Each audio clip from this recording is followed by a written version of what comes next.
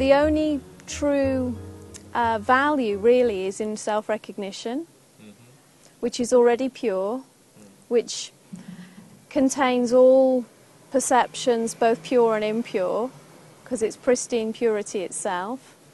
And in that recognition, there seems to move an ever-deepening opportunity to abide as that purity, if that makes sense. When we're actually trying to meddle with the reflection in the mirror, shall we say, trying to make it better, trying to establish a more pure me, then we're actually missing the point. Because what we truly are is already pure and needs no modifications in any way. It's that which enables the seeing of all modifications to be there in the first place. And so it always comes back to that self-recognition. And then one may be moved or inspired to, take better care of the body. But it's done out of a sense of joy and a sense of love and a sense of life moving to take care of itself. Because we're not looking for anything in experience anymore.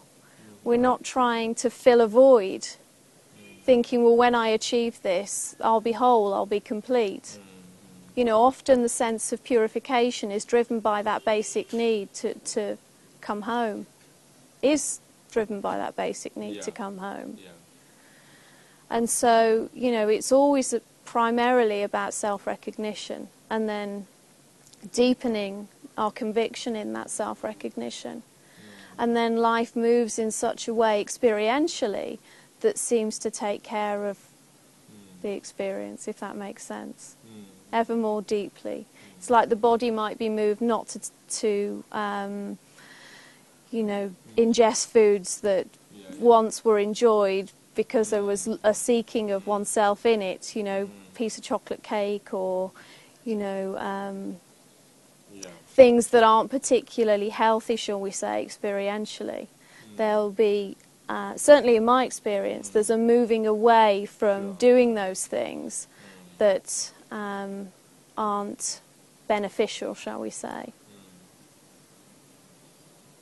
Does that make sense? It makes sense. But it's like, if one takes an extreme example that somebody has discovered cancer, okay, and, of course, one, in that intense moment, one could attend to self-recognition, and but the natural thing seems to be to want to do something to treat that. Right. I think what is very important is to understand how, I might be getting myself into hot water talking a little bit about this, but when we're misperceiving life as it is, shall we say, when we're misperceiving life as it truly is, often we're in a profound state of resistance to life as it is. And that can give rise to stress.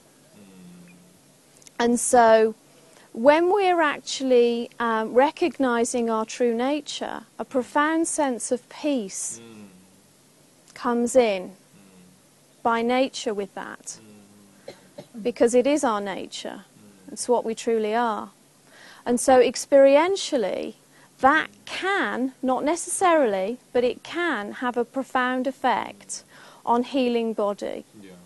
That isn't to say it would be cured, but the sense of stress and anxiety in relation to what may be happening to the body often falls away ever more deeply. So it really doesn't matter what the experience is.